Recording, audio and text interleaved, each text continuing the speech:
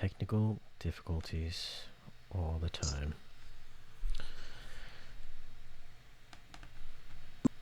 All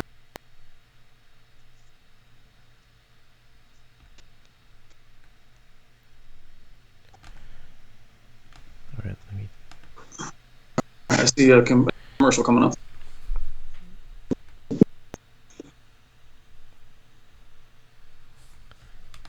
All right, split screen action. I can see your face. And I think we're live. How's my voice? Does it sound all right? Yeah. You sound good. Can you hear me? Monster. But yeah, I can hear you though. What's going on, man? What's up, Shane? Good. How you doing, bro? Officially live on the Spare Change channel. We are with first-time guest here, Brian from Whisper Staus 74, also a YouTuber. What's up? Thank you for having me on. For you guys that don't know, Brian has a YouTube channel, of course, and he does not really product reviews, but you do a lot of discussions with your subscribers about like television technology and the state of technology for displays and stuff like that. Yep. Why'd you start your channel, and exactly how would you explain what you cover? What we do is basically called tech therapy. I started the channel a little after 2016 after having a run of defective panels when I first got into 4K. Always been into home theater. So the channel was really just to help people who were struggling with either products to choose or dealing with the panel lottery. And it just kind of came into like a tech therapy discussion on all aspects of tech. People pick what displays to upgrade to, but it covers PCs. I do some 4K Blu-ray reviews, but I leave that to the professionals. And I kind of in all tech and discussions, whatever comes up. Oh, that's awesome. I was just reading the comments. They're saying that they can't hear my mic. Can you guys hear? Can you guys hear the mic? My mic.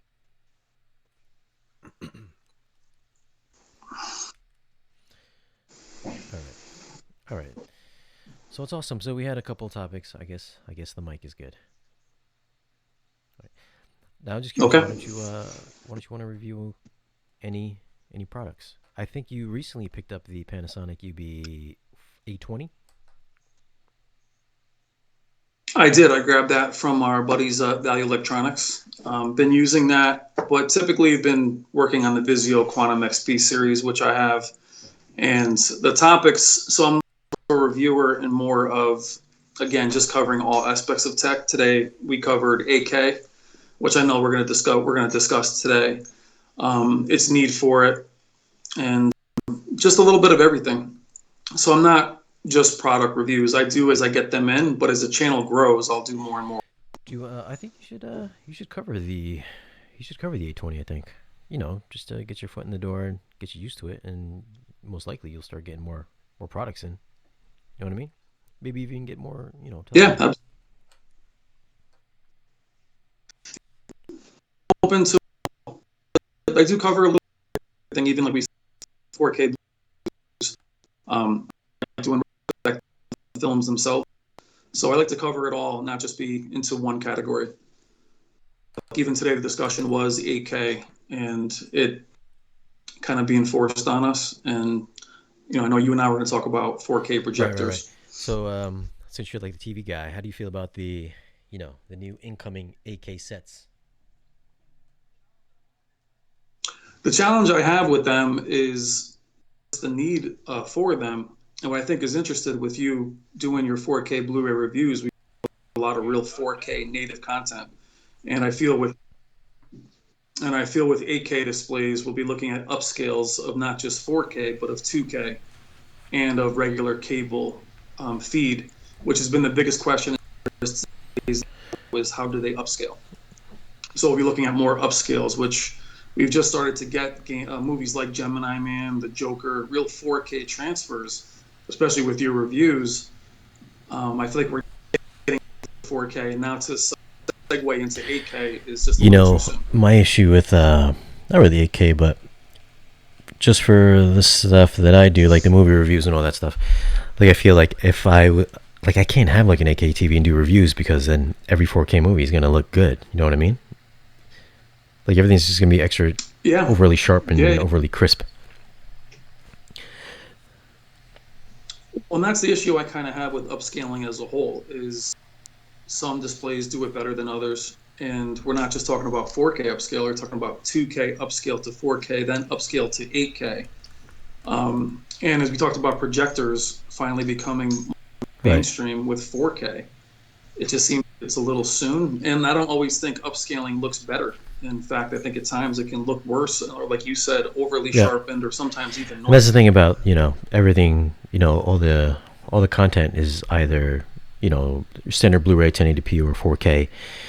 And then there's really nothing that we're going to watch native that's in 8K. So everything that you watch is going to be upscaled to 8K. And how good is their algorithm going to be for their method of upscaling? And is that obviously it's going to introduce something to the image, whether it's detrimental or positive. Like you can't give a detail where detail's Yeah. not. So that's one issue that I have about this whole 8K thing. Like you're inherently you're changing the image artificially. But it's like a lot like you mentioned with the Blu-ray Gemini Man, or one of them that was downscaled from 5K. Downscaling is such a clean process, where upscaling a lot of times is just adding false pixels to make an image, which a lot of times is just noisy. It doesn't always look great. Like you just mentioned, if there's a strong grain Yeah. structure, sometimes it's even noisier. We saw a lot of 1080p or a lot of 2K content have a stronger grain structure. 4K. With 8K, I just don't know if it's time. And even with gaming, to actually get 8K is very, very difficult. So I don't really see the need for it just yet, other than marketing. Yeah. I recently checked out not recently, maybe a couple months ago. I did see the JVC 8K projector. It's not really an 8K projector. It's a Okay. upscaling 8K projector. I didn't spend like a lot of time because it was kind of like a demo show over at Value Electronics. Okay. For that size, I will admit it was Mm-hmm. pretty impressive looking. But without having to spend personal time with it, I couldn't see if it was really introducing anything bad to an image that big. But for what I could see, maybe on a larger scale, maybe it'd be something positive. But I guess nobody's really gonna know until it becomes more mainstream, more affordable, where everybody's gonna be able to get their hands on it and see the kind of issues that arise. But Well, even when we were at Value Electronics looking at the Z9G and the LG 8K, I think it's still even called the Z9. With 8K content, they were gorgeous and they were 80 plus inches. But again, that's always been the issue. Once we get things home, how does that show up when we're watching Lord of the Rings on Blu-ray, or even a grainier mm-hmm. 4K, 2K upscale? Um, it just seems like when we're in the store and we see people looking to buy something, 8K is a lot more attractive than 12-bit. I really thought we'd see 12-bit before we saw 8K. Yeah, we have here. I just threw up the new LG Signature ZX 88 inch. I don't think there's a price on it yet, but Wow. um, I'm assuming it's going to be pretty expensive. But I think what are like the main benefits? What's really changed from last year to this year, aside from like G-Sync?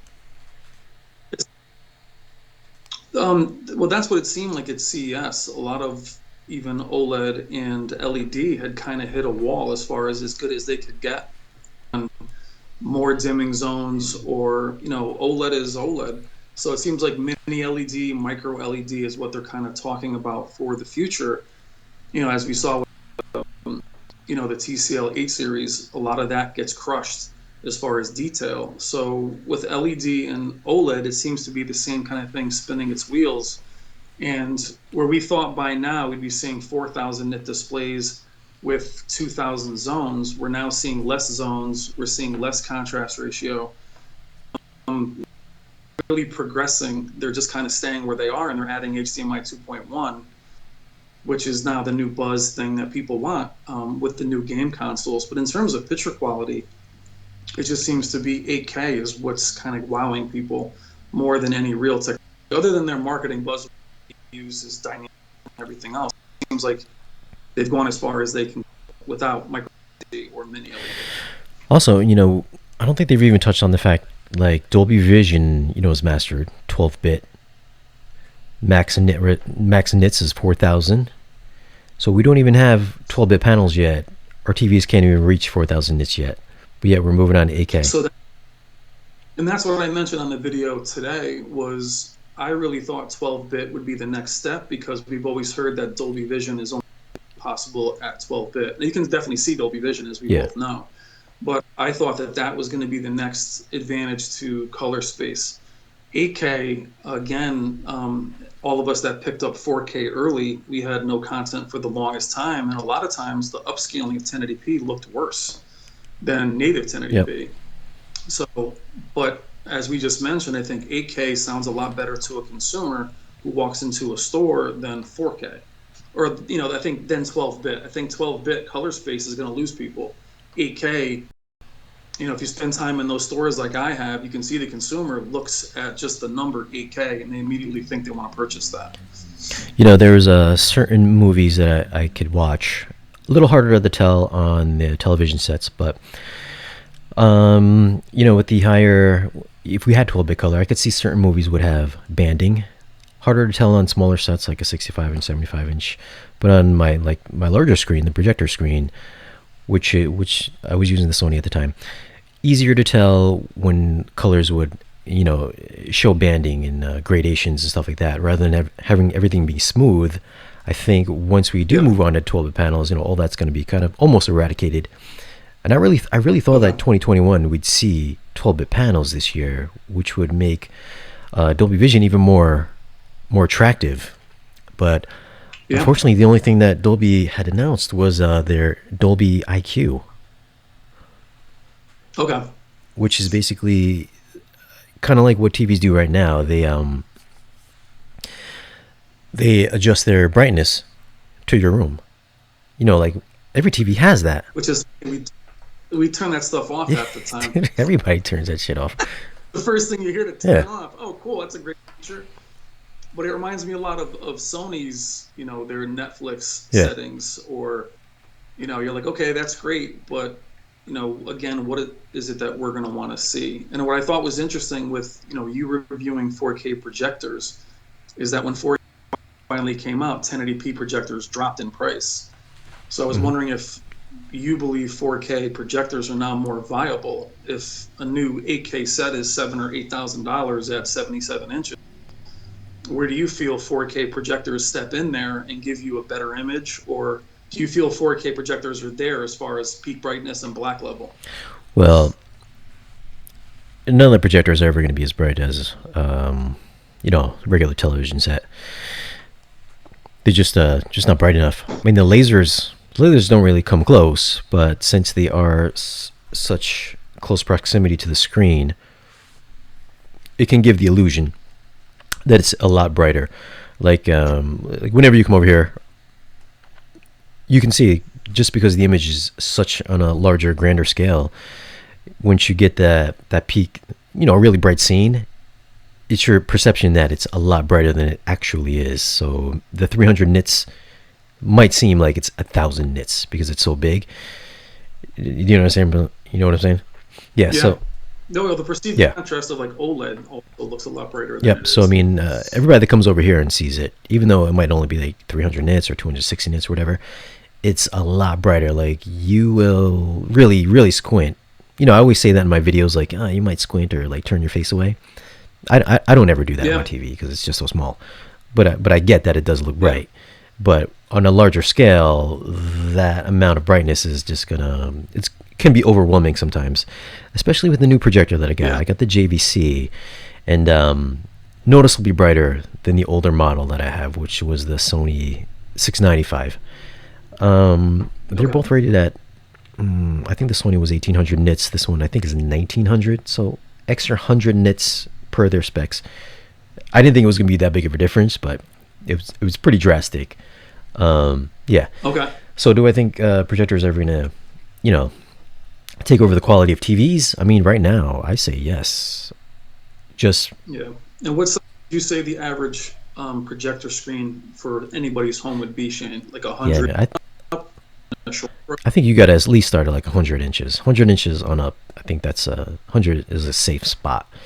Like Yeah. they make 100-inch TVs, but they're ridiculous. They're like like 40 grand or something like that for like a Sony. I think like 60 grand maybe.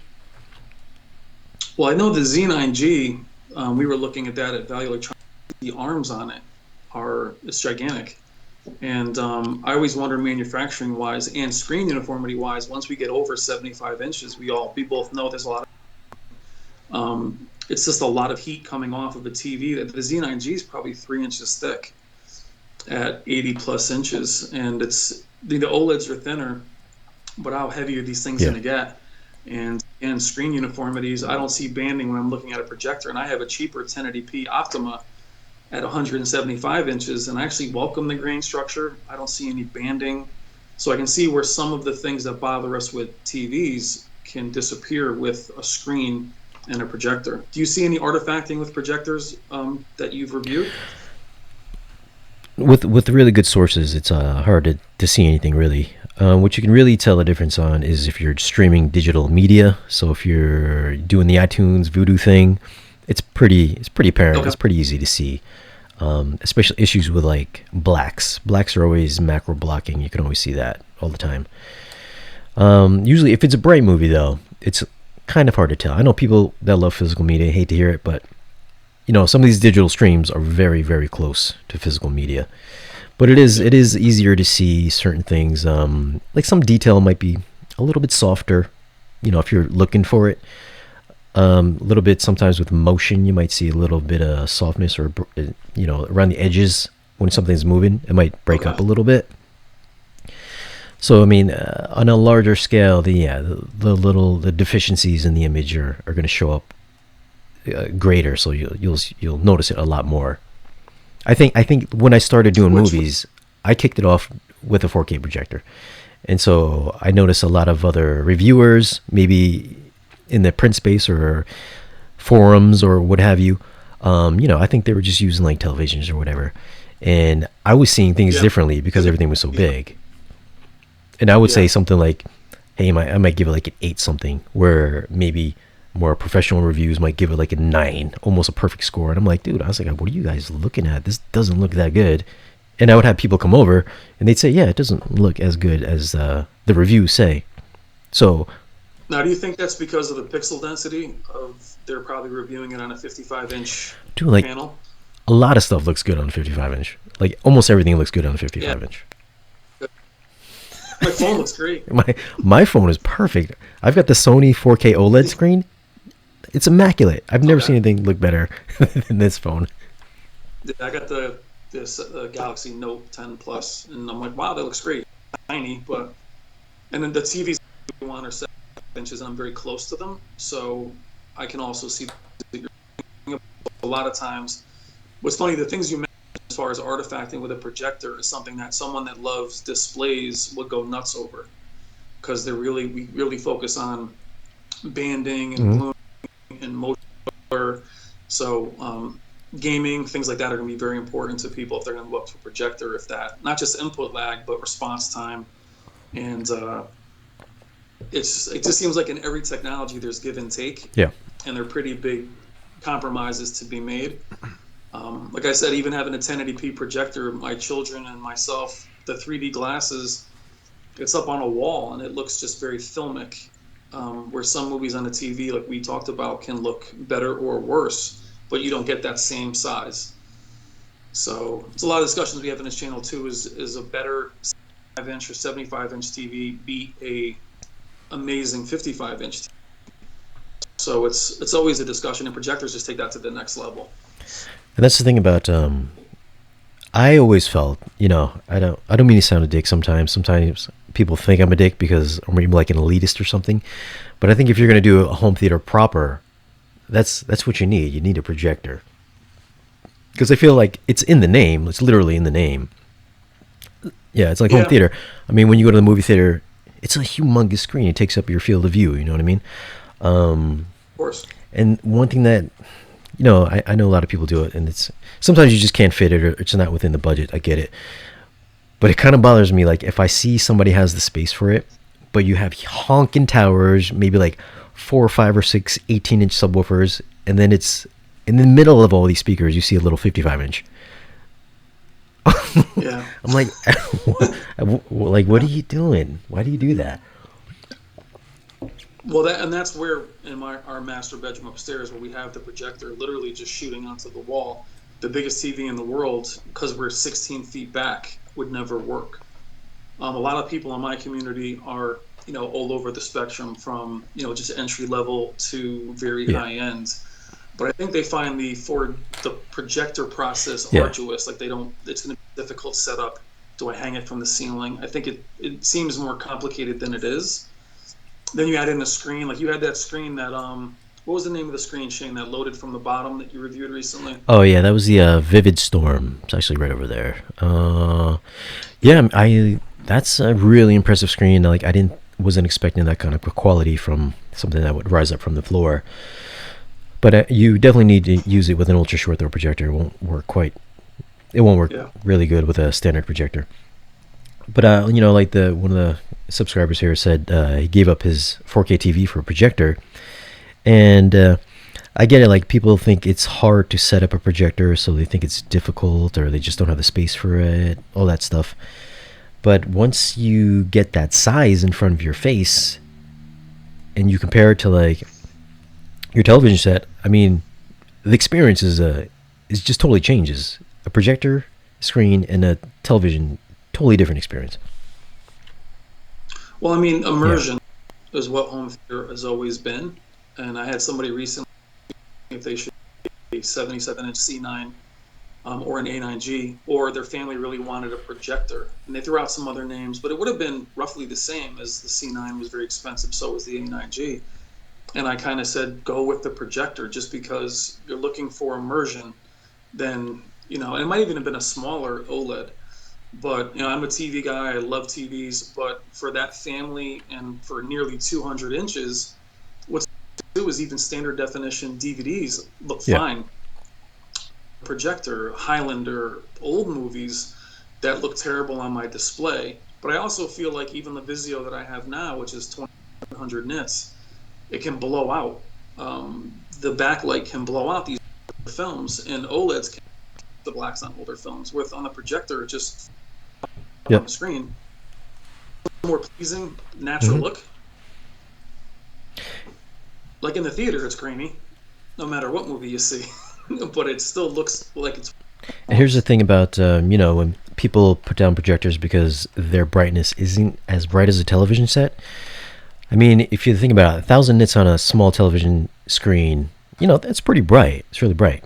Sometimes, you might squint. Could you imagine on a 100-inch or larger, 1,000 nits blasting at your eyeballs? That'd be incredibly bright. Absolutely. Yeah, it'd be uncomfortably bright. Of course. And I'm not sure nits really translate the same with projectors. I think there is some variance there. It's not quite apples to apples as it is with displays. Yeah, with displays, displays are direct, so it's basically kind of like when you're shining a flashlight directly at your eyes, and then a projector is reflected light, so it's not quite as intense when it comes back at you. Yeah, which is why they need to be brighter. Now, how much do you put into the screen as far as its screen quality? Is that something that you think needs to be top notch to really change the image? I think so. I know a lot of people don't. I know I recently put up the that's not the Vivid Storm, the Illune Vision. I put up an Illune Vision screen review, and it's they rate it as 8K capable. Okay. And the thing is, like, people are like, why is it 8K capable? It's just a screen. But the thing is that the screen texture plays a part in it as well. Like, you don't want to have a screen that's got kind of a rough texture, because then if you got a 4K projector, some of that detail is going to get lost if the screen material is not smooth enough or it's not reflective enough. So it's got to be certain kind of texture to really resolve the extra detail that you're going to get from these higher end projectors. So that's why certain screens are rated at 8K, and the Stewart screens, they're rated at 16K. The Stewart screen's been in the business for like forever. They're like, Oscar award-winning screens that they've won for. Yeah, they're talking about like films. Correct. In the Yeah, theater. they're in like the majority of movie theaters is the Stewart screens, and I did a review on that as well earlier on. And like the best screens are going to be like your standard matte white screens, because if you have a light controlled room, white's going to reflect exactly the light that's coming off the projector, so it's like a 1-to-1 ratio, as opposed to getting something with a gain screen, which is kind of there's maybe like a sheen to it, which amplifies brightness, kind of like a mirror would, so it would reflect more light rather than a white screen. So when you get screens that have a little bit more gain or less gain, that's gray screen or a black screen, you're kind of dimming the image if you go one direction, and you're kind of artificially brightening in one direction and the other direction. With the white screen, you're kind of getting exactly what the projector is showing. So that also plays into the quality differences between screens as well. So yes, I mean, I've seen enough screens here where I could say yes, the $4,000 screen looks better than the $200 screen. It just. But what's interesting is one of the comments I was reading, Jordan Ebner said he moves from a 4K TV to a cheap 1080p projector and was very happy with it. And actually, that's exactly what I found with this Optimum projector, just to get it for the kids. With the 3D was phenomenal, crosstalk. And like I said, even the most grainy old film like Omen or Exorcist was beautiful at 175 inches. So it is an interesting discussion that you don't have to always break the bank. So, I mean, there's probably plenty of entry-level displays or projectors. But I think it's interesting as 8K gets pushed upon us that I think 4K projectors will be just a more viable option than going. And I'm not saying that we should be afraid of 8K. I just think that it's too soon. And it's going to confuse, and we'll see more artifacting. Yeah, like I said, he said moving from 4K screen to a projector is,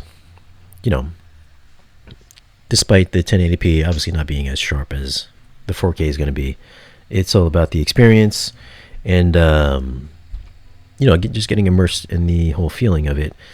And at least on my channel, I try not to do too many things about TVs. I'm always trying to push projectors because I think I like to think I'm a home theater channel, so I like to, within home theater, movies and equipment is part of it. So I think if you really want to enjoy the movie fullest, you gotta have a projector. Come on, it's just what it is. Yeah.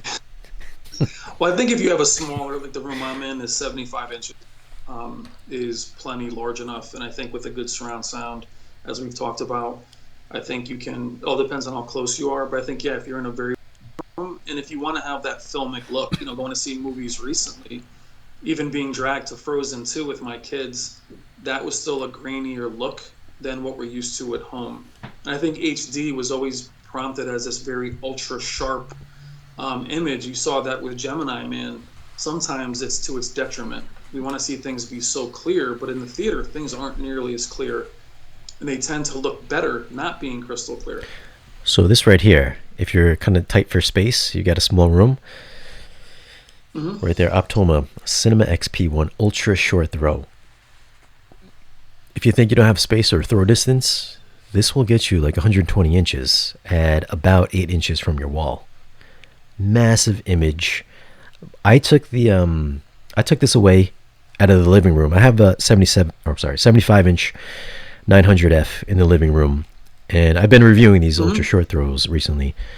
And my wife doesn't care about this kind of stuff. she's like, what is this? I was like, it's the new TV. She's like, oh. She's like, I guess it's nice. I was like, okay. So I had to send the Optoma back, which is this guy here, and she's like, what's going on? I was like, what? She's like, where's the screen? I was like, what do you mean? I was like, we got the TV up. She goes, no, where's the big screen? I was like, what's the big deal? I said, you said you didn't like having the big screen there. She goes, no, it looks good. It was really nice looking. Are you gonna? She's like, are you gonna put it back? I was like, what's the matter with you? I was like, why are you getting upset for? She goes, I don't know. I was just used to it now. Yeah, well, then there's probably nothing there. You're like, okay. Now, what do you prefer? Do you like the short throw, or do you think it's going to take the place of the regular projectors that we see, or is that going to just be what space is needed? I mean, despite them saying that you can still use it during the daytime, which you can, it still looks good. It's still kind of washed out looking, no matter what screen I've had in here, no matter what ambient light rejecting screen I've had in here. It's still a bit washed out. There's no escaping that. It is watchable though. It's enjoyable. Like, I don't have a problem with it, unless you're watching like a dark movie. Then the blacks, they're just not going to show up. They're just going to look gray. It doesn't matter. You could have like a $50,000 ultra short throw, just going to look that way. That being said, I still have the LG in here. I'm a little reluctant to give it back yet. No, I got it from Value Electronics, so he's like, yeah, He's like, tomorrow, please. Yeah, he's all right. He's a good dude. So I've been holding on to it a little bit longer. And, like I said, I recently did that Illumination Vision review, which I think it looks, I'm going to say it's about maybe like 10-15% better looking than that Vivid Storm, the one that comes up out of the floor. I kind of noticed the extra brightness that it had on it, for sure, especially during the day. I think I did most of my review when I did the 2 reviews during nighttime with just the lights on. But with this one, with the windows open, it was definitely noticeably a bit brighter than the floor rising screen. So I mean, even my wife, she's just it just looks like a big TV.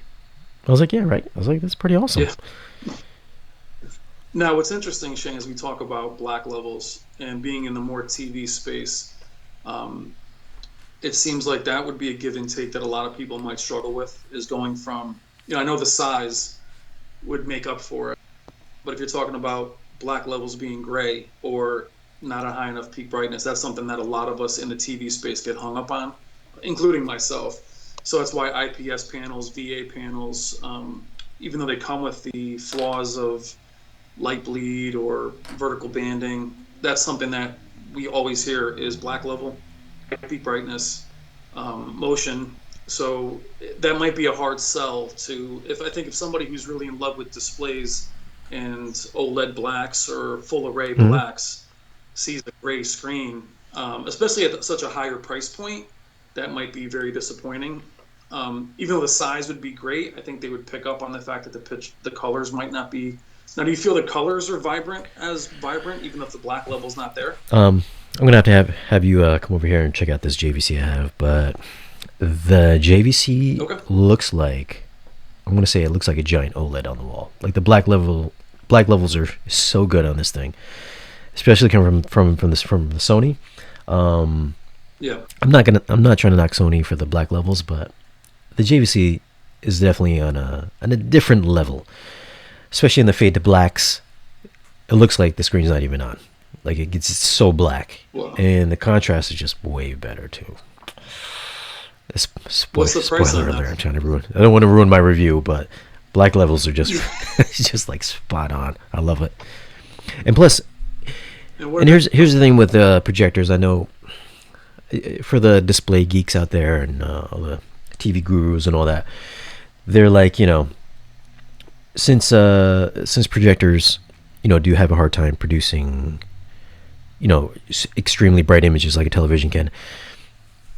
HDR typically could suffer, especially on like if you're watching like a DLP projector where black levels aren't that good. So you might be clipping a little bit of detail in the whites, or maybe the blacks are going to be more grayish. You can't resolve that much black detail. But JVC just recently updated their projectors, their 4K projectors, with this adaptive frame-by-frame HDR optimizer, basically, and it does wonders for at least for this projector. It does awesome job. I think who does it? The LG has it as well. So almost kind of like what Dolby Vision does on a frame-by-frame basis, how it optimizes like the black levels and the whites. The JVCs now do that too. So now where on the Sony projectors, you would really have to like manually adjust. You'll have to find like a midpoint between clipping your whites and like crushing your blacks. You'd have to find a middle ground. Whereas the JVC kind of just does it on the fly. So that's maybe a huge positive thing in the world of projectors, a positive benefit that you'll see when people are kind of debating whether or not projectors are going to give you that extra detail for peak brightness and black levels, which was kind of a big thing. I feel that's why JVC came up with this new technology of theirs. I think that really kind of closes the gap now, which is why I think when I was watching the JVC, I was like, wow, this literally kind of looks like a gigantic OLED at 120 inches on my wall. Which is ironic because we're talking about OLED when it first came out was considered to be exactly what you're saying, as it was never going to be bright enough. It was never going to be, it just wasn't going to equal LED. And it sounded like, well, they're all getting closer now, where OLED's perceived brightness, but it sounds like the same argument between a projector and an LED as an OLED when it first came out in an LED. And once OLEDs really got the hang of it, the picture quality was, noticeably better. Mm-hmm. I don't miss the peak brightness at all watching an OLED. Bright dark room, I think they seem equally as bright, but that's perceived contrast, and I think bright LEDs are amazing, but having one that's nearly 3,000 nits, half the times you are wincing. That black level and more controlled light output of an OLED. And what do you got now in your house? You got a Vizio, you said, right? I have the Vizio Quantum XP series at 75 inches, 2019, a 75-inch Sony 900E, a ST65 plasma, and the Optima projector upstairs, which is pretty big. What you doing with all these TVs in your house? That's what the family likes the best, actually. Oh, the projector? The 1080p projector. Well, the 3D glasses, there isn't any crosstalk, there isn't any ghosting. I mean, it's amazing. Yeah, man. None of your TVs have 3D, do they? No. And the Vizio, I'll tell you, bang for the buck, it's amazing. As far as its black level, its peak brightness, its upscaling isn't the best, but for gaming and movie watching, it's really hard to beat as far as what it delivers. It has that wow high peak brightness for Dolby Vision, HDR10 Plus, and HDR10. Yeah, that throws out some really good colors. I did notice I saw some like TV shows and stuff like that on the P series, and the upscaling kind of sucks on that. Well, it's not. It really is one of those things that out of the box you have to really, really mess with it. It kind of handles everything with brute force. So a lot of de-sharpening, a lot of the local dimming behaves. We have to almost disable it, which a lot of times with full array you wouldn't disable local dimming. So I did a TV upscale video the other day on it, and I had to almost totally neuter it to make it look good. But it is possible. I still don't think a lot of reviewers are spending that much time with the settings. Because out of the box, it's just, again, it handles everything like it's showing, like it's going 1,000 an hour. It doesn't have a lot of elegant, something like a Samsung. You have to really spend time with the settings. I think you can get the picture where you want it. Again, I think the 75-inch is $1,600 right now for a nearly 3,000 nit display that has Dolby Vision, HDR10. I mean, it's a Vizio, and it's also got that number 5 HDMI port for gaming with a very low input lag. So it's now. Do you have a lot of gamers in your community? If there are, nobody ever tells me because I don't never talk about gaming, so I don't know. I think. Well, it's just because gaming on a projector is I mean, for the ultra short throws, I feel I get a lot of gamer questions for the UST projectors because I think that's the easy solution for a lot of gamers to get a big image is those ultra short throws. But the ultra short throws, they're not the best because they're. I've noticed it's a noticeable lag if I'm like playing basketball or something like that. I'm moving left or right. There's like a split-second lag. I mean, I'm not a competitive gamer, so that shit that doesn't bother me, but I can see where it could be an issue. Yeah, well, that's where a move to has been brought to gaming consoles with the new Sony and the Xbox One. I think the real focus is going to be 4K 60.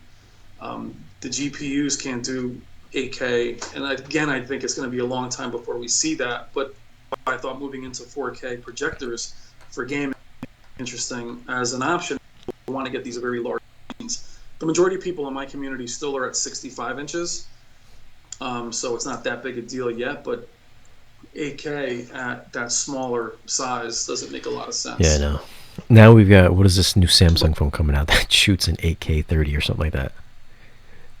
that's going to be the new Oh the Lord. S20, Yeah. the S20. No, so but I have a person on the channel who does IMAX films and actually uses 8K displays, and makes documentaries. So it makes sense for her because she's actually using it for productivity. She's a Mm. photographer. But for the majority of us, especially again, Sony and Microsoft touting that they're going to be doing 8K Yeah. gaming is just not realistic for quite a few years. I was talking to I went to an Epson show last summer, Yep. and we were talking about like input lag. And I guess the biggest issue with input lag is the operating system. I guess the operating system bogs down input lag because I think their UST was running off of Android, and he said because it Yep. was running Android, that slows everything down. So it's like, Well, that's what. Yeah. Well, that's what happened when smart systems or smart TVs first came out. Is the OS was slowing the display mhm. down completely, which is why even with the Vizio having HDMI 5 is totally stripped of processing just to make it as fast as possible. But a lot of the TVs now have very quick input lag. It does make a difference, I believe, at like 24 milliseconds and below. It's amazing. Once you get a little bit too high, you do feel it, typically in multiplayer gaming. Again, though, playing on a projector can be a little disorienting if it's huge. I've played on my projector, and it can be it's just a little too big, depending on how far Right. away you are. But it's part of the whole 8K conversation because it's become a big selling point. Is 8K gaming, which even if you have a PC, you can't manage it. And there's no GPU right now that has HDMI 2.1 unless you're going through DisplayPort. So it's still far away. Yeah, like these UST projectors. I mean, like they've every single one of them, since they're touted as TV replacements, like they all have an operating system in them. So I think if they just sell it without the OS and just let you rely on your Apple TV or whatever, then maybe we'll see a better performance out of these USTs. Yeah, that would be. I mean, there could be a way where they do that same thing. Maybe one of their HDMI inputs doesn't have that kind of processing in it. I had a friend, Bill. He's been on the channel, the old man Bill. Yeah. So Yep. he's like, hey man, how about I bring over let me bring over the PlayStation. We can play some games on the projector in the theater. I was like, dude, it's a $15,000 projector. I don't want to be burning lamp life with you 8 hours playing video games. Yeah. So how about that with lamps? See burn like lamp life was a challenge thing for a while. What's that like now? Well, lamp life, the Sonys, I think, have like the best ones. At least the ones that I've had. If you put on lamp load, the Sony is something like 6,000 hours. I think on low it was something like 4,000 hours, maybe 4 or 5,000 hours. I think it's 4,000. No, wait. Mm-hmm. What is this Sony? Sony, I think, is maybe 2,000 hours. Correct me if I'm wrong. I'm sure there's a Sony person in the chat here. Ref Cave, I know, has a 295. Okay. But yeah, 6,000 hours for the Sony on Echo mode, low lamp mode, Eco mode. I know people hate it when I say Echo mode, Eco mode. And then for the JVC, it's 4,000 hours on low lamp mode. So it's a big difference there. Yeah. But JVC recently, they did a price hike because the one that I have, the NX7, initially came out at $8,000, and I guess because of the tariffs and all that, the price hiked up to $9,000. So it's $1,000 more. Okay. But I guess they're running this promo. If you pick up one of their models, well, the JVC, the NX7, the one I have, they are giving you a free lamp now, which is a $600 value. Okay. So it's like if you wanted to like kill that first lamp and use your projector on high lamp mode for the entire year, cool, do it, and then you'll always have a backup. I never use it on. Yep. Like in my room, I don't have the biggest room, so like high lamp seems like it's a little overly too bright. But I always use it on low lamp mode. And these JVCs they're less hours than the Sonys, unfortunately. I'm guessing Yeah. maybe because they do get brighter, so they're just kind of just burning brightness up more, so the lamp is just burning out Hmm. faster. That's what I think. But that's lamp life though. It's still a lot of time if you're not using it as an everyday TV. I might. Well, I guess that's my next question is like, so, projectors would be a home theater dedicated. You would still need a TV. Yeah. So I think some people are looking for all-in-one, and I never recommend using a projector as a TV because it ends up being wasteful to the bulb. Yeah, I mean that's where the UST, the ultra short throws, come into play because it's 20,000 hours. You can rock that thing like. No, they're rated at. I know. I don't think I've ever touched on it in the video, but they're rated at 20,000 hours at their peak brightness. After that, they're not going to like cease to work, so they'll be a bit dimmer. Performance is going to be a bit dimmer, but I think that's the best option if you want the biggest image. For they're not really expensive either, they're like $2,000, $3,000, and you can use it as a regular TV. You can game on it, do whatever you want to do. Watch the news on it all day if you want. Watch CNN. Yeah. So that's where the USTs come into play, and then of course the image isn't quite as good as a standard lamp-based projector. Just the fact the DLP is just, unless you're getting a super expensive high-end DLP. But these new ones here, image not quite as good as the regular JVC or Sony projectors, like true 4K native projectors. Close though, pretty close. Yeah. But even as you spoke before about the prices, I remember when 1080p projectors were like 15,000, and even 77-inch OLEDs in 2016 were Yeah. 50,000. Yep. So I guess as these new 8K displays come out at 77 inches, I guarantee you, what was the OLED LG 8K was like 30. Yeah. So I guess what we're saying is that as these 8K large displays come out, the 4K's projectors aren't going to seem very expensive if you're in that size. I mean, I know the C9 and the A9G are now affordable at 77 inches, but they still as expensive as a projector. So like you said, you want a 7-inch TV or a 200-inch image. And as 8K comes in, I think that's where 4K projectors can slide in and say, hey, look, we're even cheaper, and maybe you start with a cheaper screen initially and you upgrade. Let me pull up the 100-inch. What is it? The A9G. Yeah, that's like $20,000, I think, right? It's all the A9G. Yeah, the 100-inch is probably. But I even know one of the Samsungs, maybe the Q90 or Q900R at 90 inches is $15,000. It's ridiculous, dude. For a TV. You know what's for a TV, and like I said, I'd love to get back down to Value Electronics and run some banding tests on their Z9G and see how a screen that size is, screen uniformity wise. Here it is. It's the yeah. This isn't the Z9D. This I don't know what this brought up the Z9D for. This should be the Z9G is probably the one that is This was. That one's actually like $10,000, I think. Do you, 80. Do you remember this one? 11. The D series was like that series was like their best series. The D series. Yeah, other than the motion, the Z9D was probably the top of the, the Z9D, the Z9F, but the Z9D was a beast. It just had very poor pixel response. Yeah. So people that with gaming, I had the 940E and it was pretty much unplayable as far as gaming. What? I just had a really heavy motion blur. Let's hold on. Oh, what happened to my pages? What do you think about this guy right here? I kind of want one of these. Let me see if I kind of want one of these guys. Look at this. Look at that. Come on, that's cool. I feel like What is it? I feel like this would be awesome in my lobby. This guy right there. Look at that. It's the Sony. I'm sorry. It's the Samsung Zero. It rotates. Oh, really? Okay. I guess they're kind of selling it as a like an Instagram TV. If you can like Instagram your phone and send it over to the TV, so you know how Instagram photos are like up and down.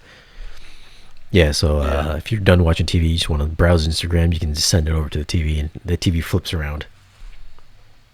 Samsung is nuts. Even with those TVs, those segmented TVs, the Yeah. ones you can buy 42 inches at a time and make up a 200. I Oh, mean, I don't know who's going to be able to buy those and just save up and keep adding them together, but they have some weren't they? pretty Weren't they interesting like 15 concepts. grand Uh, a panel or something like that?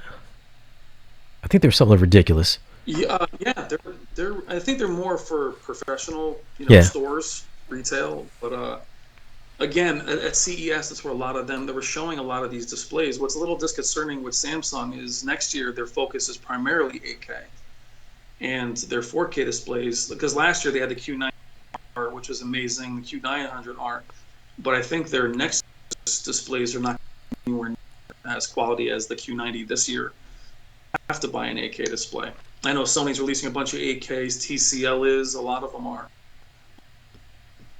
But I think for a lot, I would still buy a 4K display now.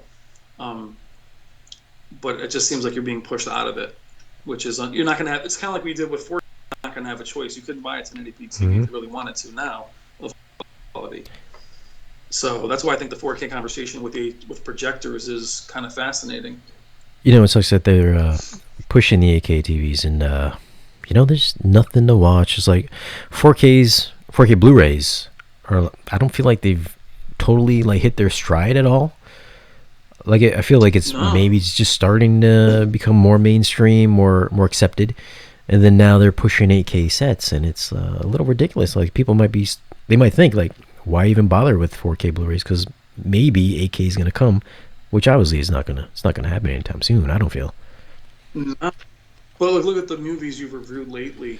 Gemini Man, Joker. You're starting to see real 4K transfers for the first time. I mean, every video I watched for the first beginning of 4K Blu-ray were all Mm-hmm. 2K upscales, or the effects were 2K, so you can see where and stuff look painted on. Now we're finally getting 4K native. You're gonna now have me buy a display that has to still upscale again, which I've never seen upscaling look better than its Right. Yeah. source. Yeah. Never. You know, I've That's not the case. so I always think a 1080p display doing 1080p looks better than a 4K display doing Mm-hmm. 1080p. So I feel the same way if I have an 8K display doing 4K.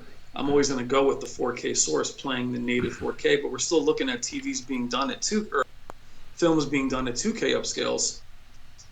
It's just, again, it can result in a noisier image. Or at least with gaming, if you're a PC gamer, you can actually create native resolutions, but it's just not it's just not there yet. I mean, it's not even needed. I'm up 5 feet from a 4K display at 75 inches with PC gaming. It's crystal clear. I don't really need 8K.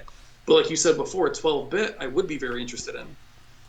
And really quick, Shane, even with the new LG that Ratings did their review on, the contrast ratios, the picture quality still isn't there yet. You still have all kinds of weaknesses that we had on 4K. So before they jump to 8K, I'd love for you to make a higher contrast ratio, get those blacks right, stop the blooming, and they're just going to carry those same flaws all the way to 8K. And that's just kind of what I see out there. So I just think they're just changing the number and the resolution and not fixing any of the other Yeah. I issues. feel like I feel like they're just kind of adding kind of arbitrary features rather than really taking the technology on. Yeah. And it's always those buzzwords, ultra fast, blah, blah, blah, blah, whatever, all the things they have written Mm-hmm. on the Blu-ray players that we always just laugh Hmm. ultra dynamic. And like you said before about HDR, I know a lot of people perceive HDR as being super bright. It's really more color depth and color of an image, and they've really marketed that as being super super bright. And then why are their displays getting darker? They shouldn't they be brighter and brighter and brighter? And arguably the 2019 displays were not as bright as the 2018 displays. So here's this guy. He'd rather have a high bitrate 1080p source than a crappy 20 megabit compressed 4K stream. I'll be honest with you. Whatever they're using to compress some of these 4K streams, they're very close to the actual 4K Blu-rays. Yeah. Yeah, you're doing more of the digital Yeah. ones that I'm seeing. I will say that the streaming more than digital source, just the streaming from Netflix can be very hit or miss. We looked at even HBO and Game of Thrones, that black level just does not show up well Yeah. on stream. But the rest of the stuff you're talking about Yeah. I looks mean, what did phenomenal. I watch recently on Netflix? I saw Lost in Space. Have you seen that show? 4K? Okay. Damn, Yeah. it's a good looking Yep. show. Yeah. Ultra Yeah. Carbon looks amazing. Dolby Vision. There's another wildlife one. I can't think of it right at this moment, but that on Netflix looks phenomenal. But I don't know. It's and I just hope the 4K Blu-rays. I'm always telling people just keep buying physical media. We see it in our stores ranking every Yeah. single day. Um, but again, though, if I'm and this is what I want to also talk to you about, Shane, with 4K Blu-ray reviews. A lot of times double dipping, which I always did with DVD and Blu-ray. I recently got Scarface on 4K, and yes, it's a nicer transfer, but I'm starting to really ask myself, is it worth double dipping for these movies for a third and fourth time? Was 1080p the benchmark for a lot of these older films? Any new film I'll buy in 4K in a heartbeat, but a lot of my favorite films I go back to don't always look amazing because they're 30 years old. Don't Yeah. get me wrong, but Apocalypse Now, Shining looks pretty good, but 8K, that's not going to Yeah. benefit No, it at all. that's like Goodfellas. Have you seen Goodfellas in 4K? Oh Yeah. my God, I mean, absolutely. that's Yeah, not like looks all right. Yeah. It's yeah. not. Yeah. It's not. But I mean, how many times have you owned that Yeah. movie? No. I mean, I'm that guy, VCR version of the date myself. I've had the laser disc version of all these films. I'm still spending $30. And Scarface, love Scarface, but that first screen when the studio goes up and you see the Yeah. snowy image, you're like, oh no. You're like, okay. I'm not expecting it to look like Gemini Man, This. but it's just That's what gets me too. Like you go to some of these forums. You know what forums you are, and then it's like I think I touched on this in the last stream too, where they're like, 2001 is the best looking movie of 2019. I was like, come on, man, come on, really? well, so, and that's what I Yeah. want to touch on too. Is we talk about Blu-ray reviews from you, brass tacks. What I like about that is you see the individual that knows, and even myself, it's an individual that what their style is. Where Blu-ray.com, which I followed for years, they named Godfather as one of their top Blu-rays of all time. And yes, it's Yeah. very filmic, but their Predator. They thought Predator was amazing, but they hated anything that had any DNR. It's clean, and when you say crispy, or some of the words that brass tacks, at least the audience knows. Yeah. Okay, this guy likes a cleaner image. Where Blu-ray.com will tell you that this movie is the best, and I do appreciate their work, but they're definitely accuracy, and it's all filmic and how it looked on the.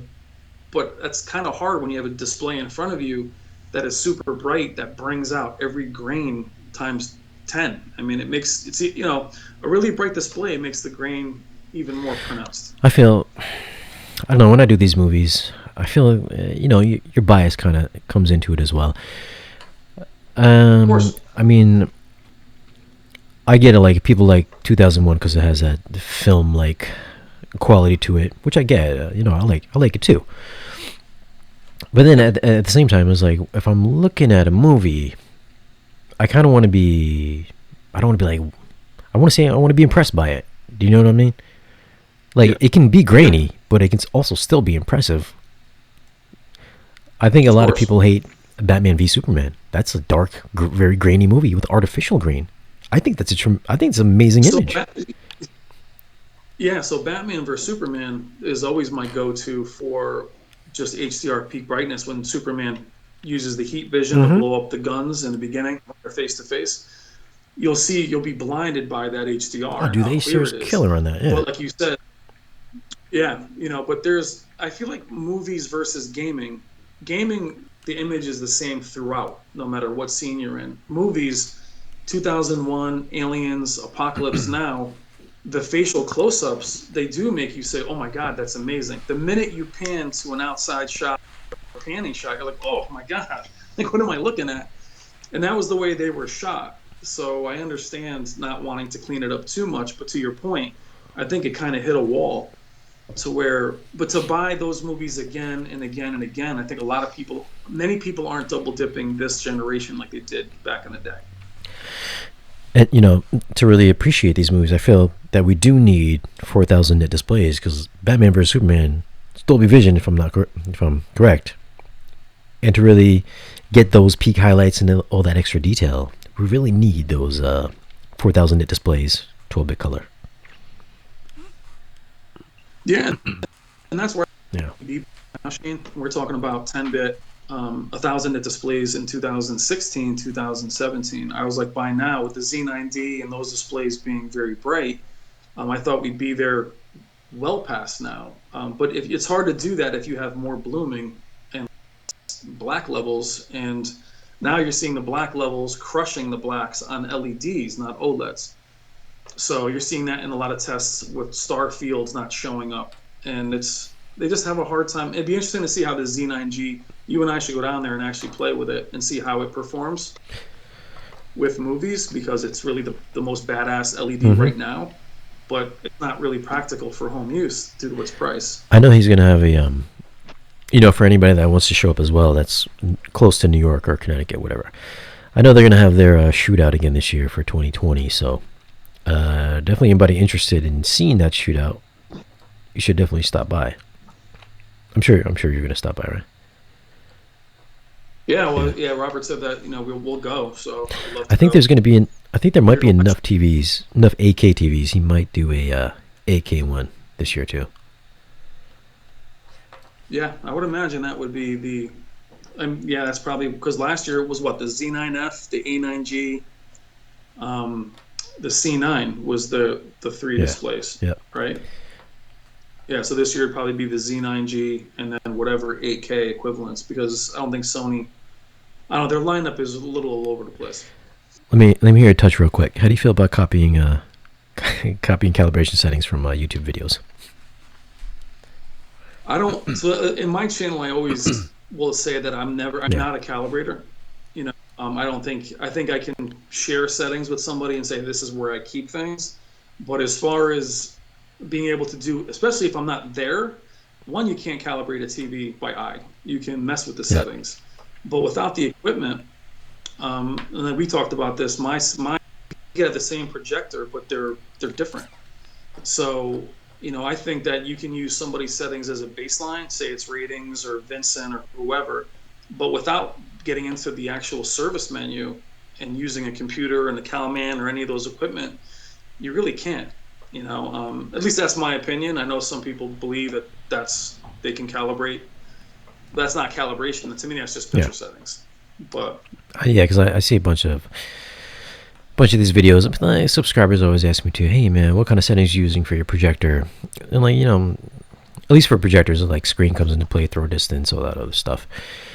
And for TVs too, we were at the I think I told you this before. We're at the shootout, and Joel Silver, the founder of the ISF Foundation, he was just like, man, you don't go to a doctor and just like, you can't get anybody just to operate on you. That's what it's like for a TV. You want your TV to operate properly, you need a professional to operate that TV to get you the right colors. Just can't pick somebody off the street to work on your molar, your fucking your kidney cancer, whatever fuck you got. Yeah. Well, I think you can do videos and say, like what you do with the projectors. I do recommend having local dimming or the light at this, or even with the Panasonic Blu-ray player to have the HDR optimizer at that. You can give people a baseline and say, hey, I keep my local dimming. Like, the local dimming behaves very different from most rays. So I would say, I would leave that on medium. But color or, color is the one that's basically impossible to do. I can do settings and say, try and keep it this way, but I'll always say as a baseline. But I typically don't do setting because it's so subjective. Styles are different. And that's the thing with our community too, is we have a lot of battles over what displays are better. It's all subjective. Z9F, the shootout, Vincent had the same shootout at HDV Test, and the C9 won that.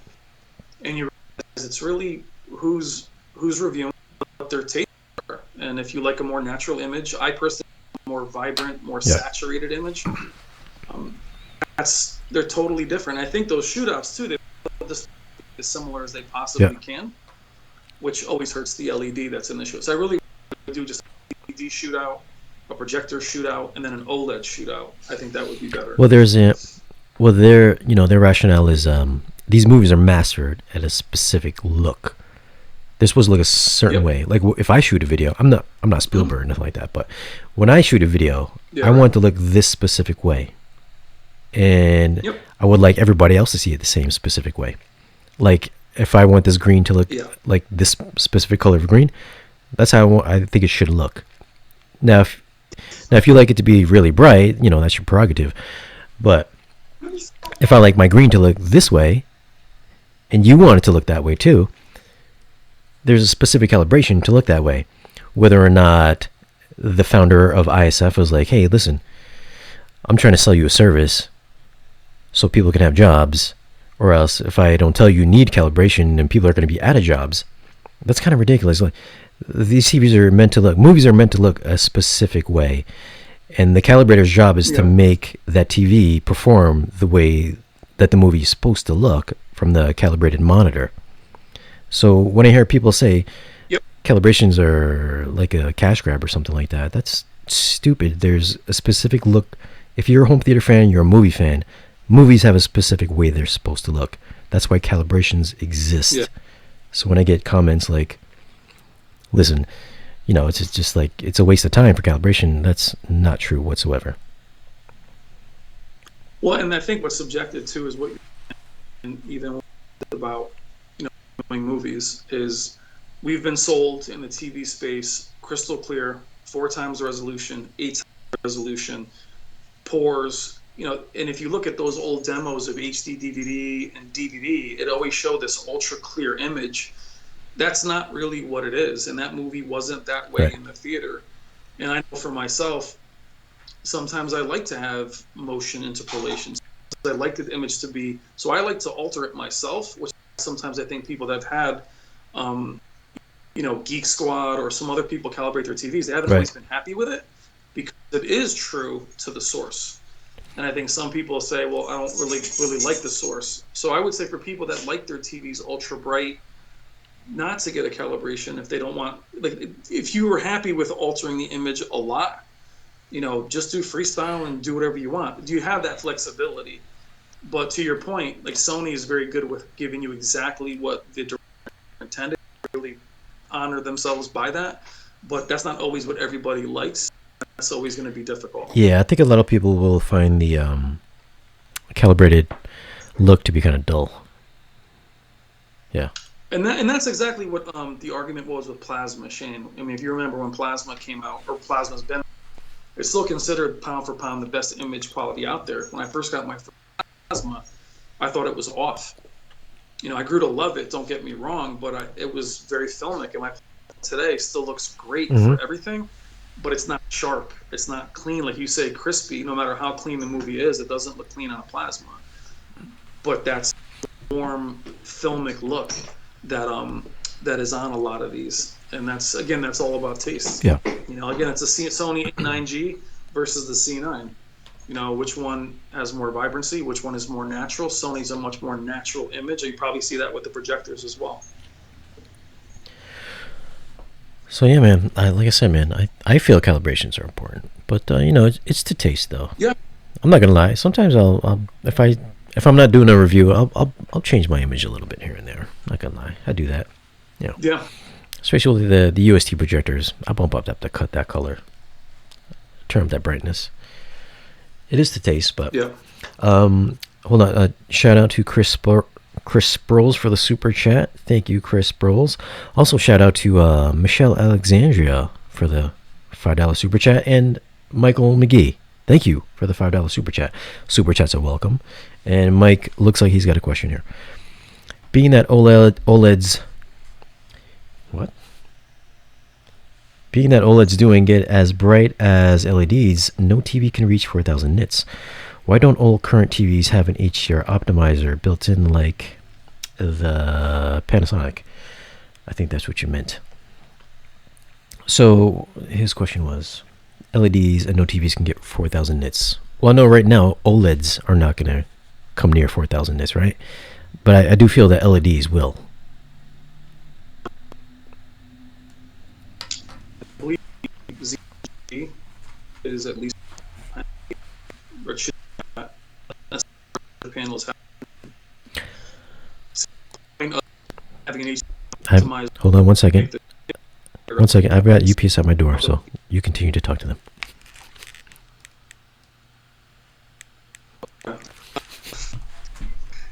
The HDMI I talked about Panasonic is if it's put the peak there, you fall and said what's the level as you your on the Panasonics when you ramp the things of Lion King, certain scenes unreal, and then transitions to dark. It's just not accurate. I think that they want to push brightness. But to that question, I think that we'll never get the idea between LED specifically offer that LED peak brightness with OLED blacks. It just remains to be seen if we'll ever really see it. LED is very, but it's the blacks. So we're going to have to see, if and when we can get there. But the whole point of the conversation is, to the point with your question, is we were supposed to be aiming at that, while we were aiming at 8K. And 8K is now here to push the peak brightness and the counts back to the conversation. And now, hey, I gave you 8K, be happy with that. Is the issue with 8K is we have those options with the technology that have never been reached. All we hear is HDR isn't going to be at its fullest. I don't always agree with that. I think HDR can be seen beautifully on an OLED and a lower peak brightness LED of 1,000 nits. But sorry about that. I just think they're doing that before Sometimes it gets there. I was getting boxes over here. Nice. All right, what do we got? What'd you say? LEDs are way to go? 4,000 nits? We were saying that Another 5 years? they should be heading that way, but his question about the HDR optimizer being built into the TVs, I think that isn't a terrible idea, but I think it wouldn't really work as you're just pumping the brightness, not the display, but it's just artificial. LG does it now, don't they? I believe they do. They might. I mean, I don't know if their OLEDs do. I know that their LEDs might, but a lot of them are IPS panels. I don't love that image. So, like to what we said, if we bring the peak brightness up and the black level suffers, then there's no point because you've lost the contrast. LG's, listen, no offense to anybody that owns an LG LED, but they suck. Yeah, they've. I feel like once HDR was introduced, to be honest, Shane, we talked about this with edge-lit displays. Edge-lit displays were fine for years. Once HDR was brought up to where it made everything super bright, edge-lit and IPS panels look much more washed out than they used to. And for the Nano series with LG, they're hard to recommend because they boom like crazy. Their black level is not great. And I always feel like a feeder for their OLED line.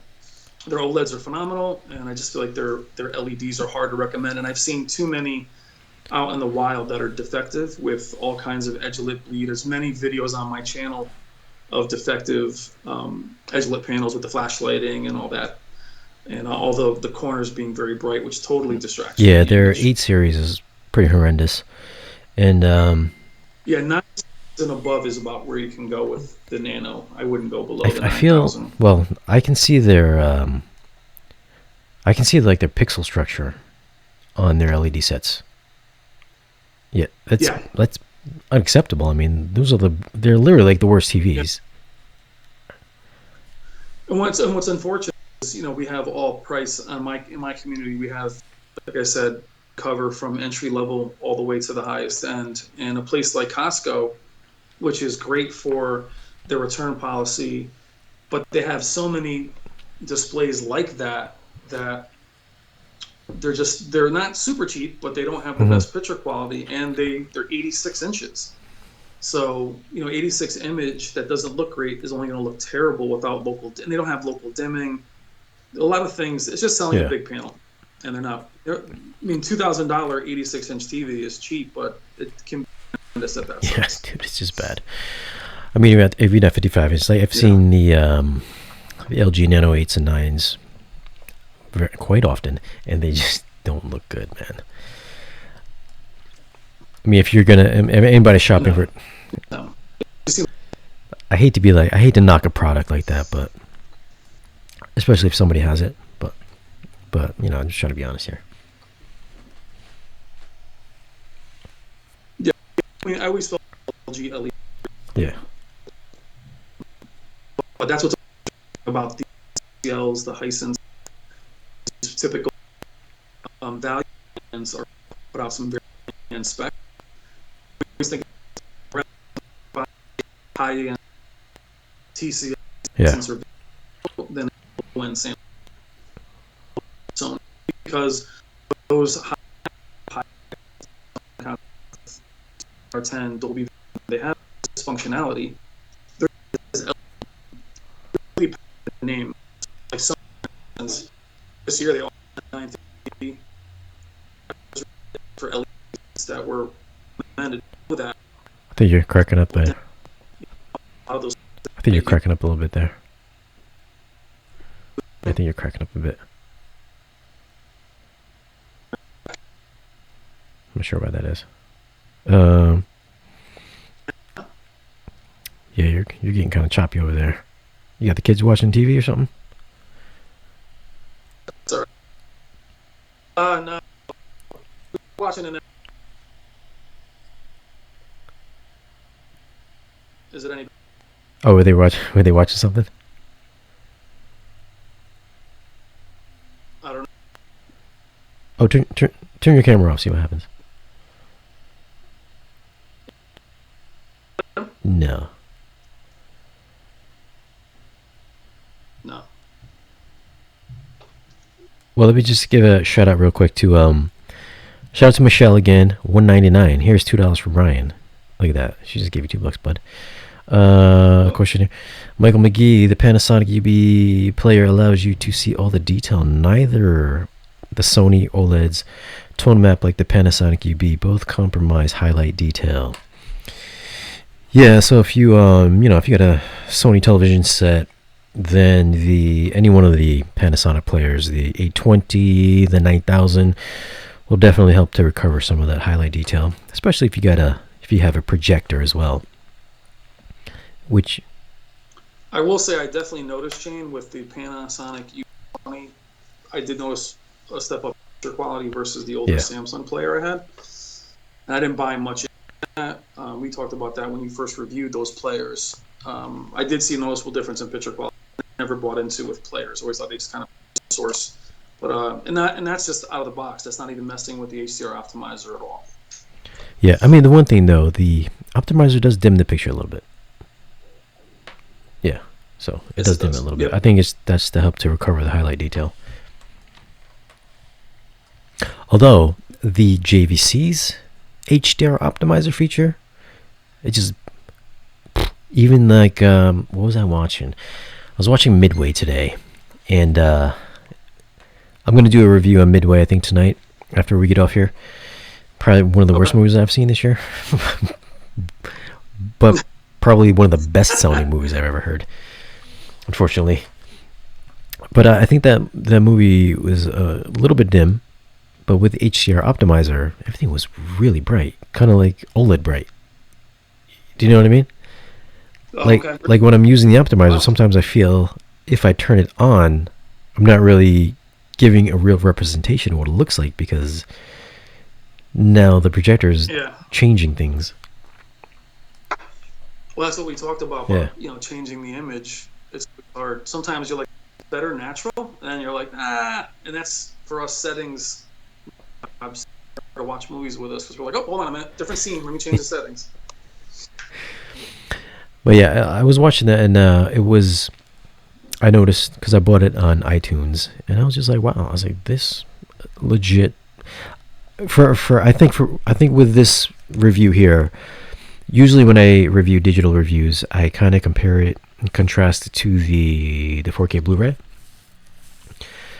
And if I think it's going to be a good movie, I'll buy the digital first, and then I'll go back and do the Blu-ray. So I had a feeling that this was going to have awesome sound on it, so that's why I picked it up today. Despite hearing it was such a shitty movie, I was like, you know what? If it sounds awesome, I gotta have it. So of course. So I bought it. I was blown away by it. The audio was just awesome on it. So I feel slightly justified in it. But I was just looking at the picture quality, and I was like, well, I was like, this looks pretty fucking good. It looks really good. I was like, I really feel like I should not, when I judge these new digitals now, at least starting like this year, maybe I'll just judge them on like a digital merit rather than comparing them to the physical, because let's face it, the physical is always going to look better, so there's really no point in really comparing it to the physical. But to rate it as strictly digital, I think that's the way that I'm going to go forward with like digital reviews. Yeah, well, and taking into account how much more convenient they are and bring them anywhere. I mean, that is part of the conversation. Yeah, no doubt. So that's what I would think. All right, before we sign off, let's just take let's see if any interesting questions here. Then we'll log off here. Plus, I think Wi-Fi is kind of screwing up right now. Anything you see over there? My computer is a little laggy over here. Oh, only BenQ ships. Yeah, only BenQ ships calibrated projectors per Swarm 87. Here we go. Let's see what Michelle's got here. Michelle, I don't think TV reviews and these shootouts should calibrate TVs for their reviews. 90% of people buying a TV aren't going to have calibration. In fairness, the Sony A9G barely won the Value Electronics shootout. It was tied with the C9 in all but one category. Well, Michelle, I think I kind of touched on it before. They really, they're judging these TVs on accuracy of what the source is supposed to look like. So what it looks like on the mastering monitor, not really what it's, not what the average person thinks it should look like. No, and to touch on that further for Michelle is, I think, if you look at that Sony mastering monitor, which I think is $30,000, 32 inches, or not even smaller than that, it really depends on, is that an image you would like personally? Yeah. So we talked about something like the A9G being so natural. If they're making all these displays look similar, they're taking away the strength of the more vibrant. Like the Z9F had no chance because they basically tried to make it look more like an OLED because it was more accurate. So it all depends on the person buying. Yeah. What is your taste? Do you like a more natural image? Do you like saturation? Do you like that? That's going to really, that's why even on my channel, a lot of people do battle over which one is better. It's really which one you think is better. At the top end, none of them are garbage. Yeah. They're all amazing at a certain level and up. Yeah, at a certain level and up. Some people, I get the question all the time, like, how much should I spend on my TV, or not even just TVs, just like audio in general, home theater stuff in general, AV gear in general. And I get there's always like a point of diminishing returns. Yeah. Especially with audio. I mean, audio you can go all day with audio. I mean, there's some good. Don't get me wrong. There's some good sounding speakers and stuff like that, receivers and all that, for X amount of money, like under $1,000 or whatever. But the stuff that I've heard or I've tested or listened to in my room, which I think I've had enough to make a good judgment call on it. I feel like there is. I mean, $1,000 pair of speakers sounds like $1,000 pair of speakers, and then $4,000 pair of speakers tends to sound like a $4,000 pair of speakers, and like a $500 or $200 LG TV looks like a $200 TV. So I mean, some folks don't get the fact that you kind of get what you pay for, I think. Yeah, I mean, to a certain degree, I think when you get to that highest level when things are really, really good. Like when I looked at something like the C9 next to the 8K, Z9 OLED, yes, it looked nicer. I don't know if it was, $1,000 nicer. And that's the conversation we have all the time. You're going to up a few $1,000s more for a little extra horsepower, or $100,000 more. And is it $100,000 more is better? That's where obviously finances come in. You do expect something that's not very, especially in audio. Audio, I think, like you said, once you get past that $1,000 point, it's really your ear. But it's TVs. They do hit the highest end TVs now that are within reason are the A9G, the C9, and the Q90 that year. And they're expensive, but they're realistic. And all three of them are awesome. But a lot of people hate one over the other, which is what we battle a lot with in our community. But to me, none of them are garbage. I mean, anything from that level up is just whatever you like best. I mean, the only thing I don't like about the Samsungs, I think they'll throw out a great image, but I would kind of like to have Dolby Vision on board. Yeah. Absolutely. Oh, yeah, definitely. Well, I wish HDR10 Plus. I mean, I have it now on the Vizio. I don't really notice a big difference with HDR10 Plus, even with the Panasonic player. I don't know why they haven't embraced that. It's not that expensive of a license for them. But we'll see go OLED. I mean, at some point with their, I don't know. But I do know when 12-bit does come out, marketing will be Dolby Vision or real HDR. And I don't know when that's coming. I think you and I both thought we'd see it by now, at least mentioned. It just hasn't been.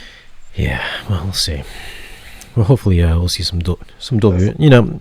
Maybe not the biggest difference between HDR10 and Dolby Vision, but I think it's kind of peace of mind for some folks just to have that badge on there.